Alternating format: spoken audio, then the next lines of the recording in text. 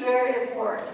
10 years ago when I was working on the Wisconsin Pool Code, we had some big name designers came in and said, Tracynda, don't even require any showers because people don't shower. I was like, well, we have to provide some showers because somebody will shower. So I went out to these pools, and I was like, well, okay, let's, in the pools that have showers that you walk through before you get to the pool. You know what I'm talking about? So there's the locker room, and there's showers, and then you get into the pool area. So I sat out there for an hour and a half with another inspector, and we said, well, how many people come out wet? None.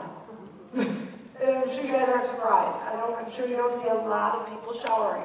But there's almost a resurgence of showering now. So the same guy that argued with me to death about including showers in a regulation has now been working on the MAHC saying, yeah, we do need showers. Yeah, more people do need to shower. So it's kind of like it's turning around a little bit. Now, we can't force people to shower. We're not the shower police. But showering really is important. It would really help the water quality of our pools if we had people showering. So hygiene talks about, obviously, showering. They talk about rinse showers versus actually soap showers.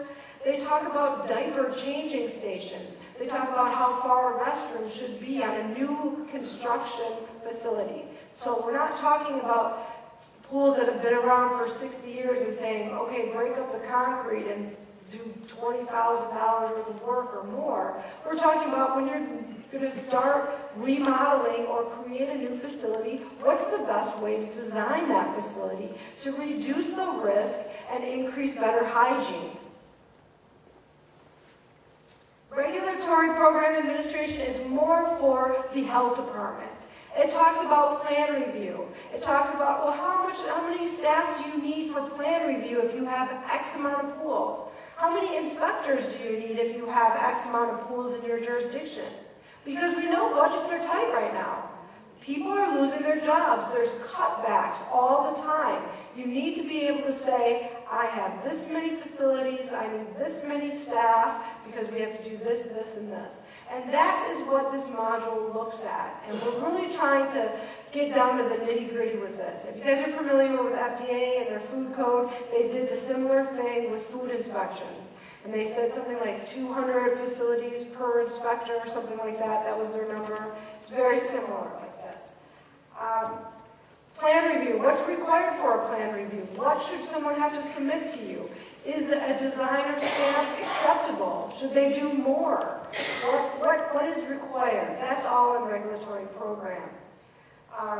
Dividing, what is an imminent health hazard? We know what health hazards are, and if you go from county to county or state to state, every code is a little bit different. But are there some key components that we know the pool must be closed when you find this? Yes, there is. So we do have that in the MAC. Trained operators for all facilities we talked about, and then they talk about should they be on site all the time. Again, that's a high-risk pool, so yes, an operator should be there at all times that has some training and knowledge of how the facility works, versus can they hire somebody that comes in a few times a week and does certain parameters. That's acceptable in this code, in this document. Again, guidelines for planning. Swimmer empowerment methods are also included in this document. But this one, for those of you that are health officials and regulators, you may want to really take a look at this document. And if you have, again, comments, you'll have another chance to put that your comments out on the record. Disinfection and water quality. Most of you guys know what this means, obviously. Minimum.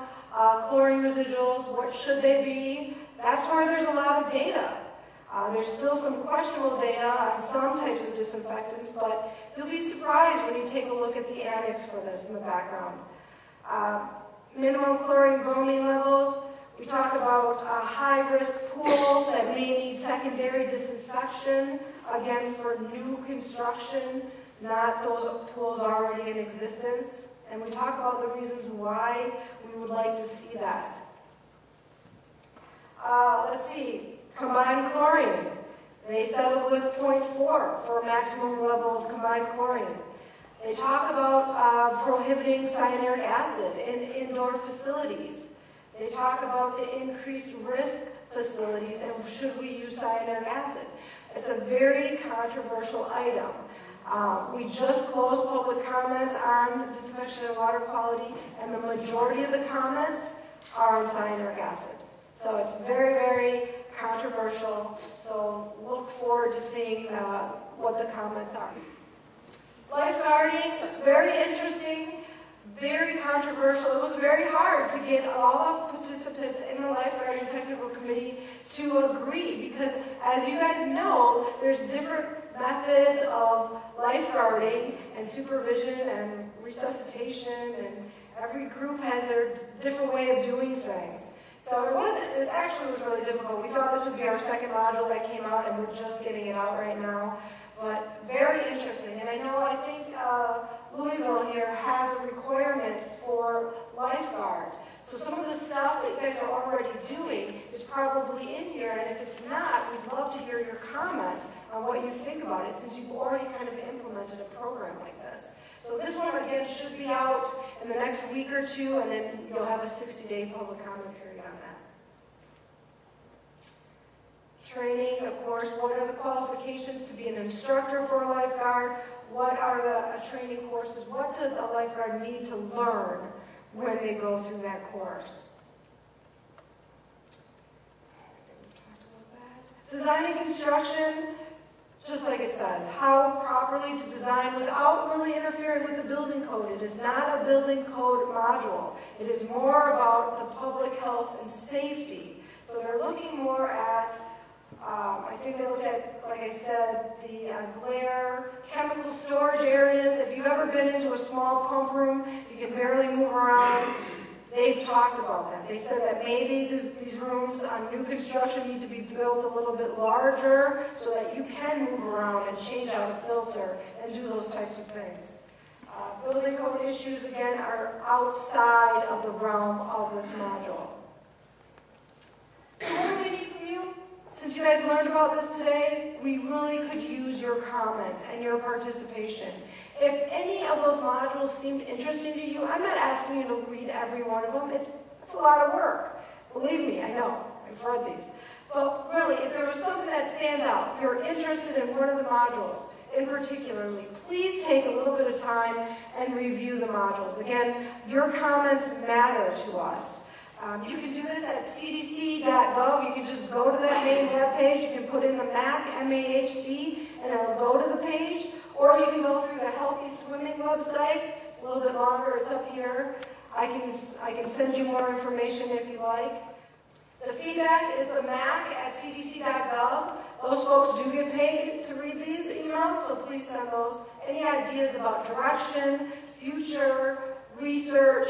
When the research agenda comes out, and that probably won't come out until August, that would be another great thing if you guys are into research, if you have ideas and said, well, I've looked at this and I've never seen any information on something, let us know so we can add that to the agenda. This is only as good as all the participation that we can receive. So we really would like your help, and we think it will make it a much stronger code. Question and answers, they do have a Q&A section up there on the MAHC. Feel free to look at that, or always feel free to call me, email me, and I'll be sure to help you. For the MAHC, we do think that the MAHC will help for improved technologies. We're going to make sure that we're destroying and inactivating all those microbes that are causing problems. Right now, our biggest thing is cryptosporidium. We're really working hard on what is the best way to inactivate crypto. There's a researcher by the name of Jen Murphy out of CDC who just finished her work on cyanuric acid and cryptosporidium. She'll be presenting this work in October 11th at the World Aquatic Health Conference. We're going to have an environmental health leader symposium before that. Some of you may have participated in that. It's a free meeting. Jen will be there to discuss her findings with us before she makes that public. She has already submitted that for publication, I think, in the Journal of Microbiology. So this is great stuff, cutting edge stuff that's just coming out. Lastly, this is the website. If you're not familiar with this, is the CDC website. Again, there's a search bar right in the upper left-hand corner. You can just put MAC, and it will pop up, and you'll see all the modules. You'll see the annex, and you'll see when the public comment period is. I think that's it. Did you guys learn anything about MAC?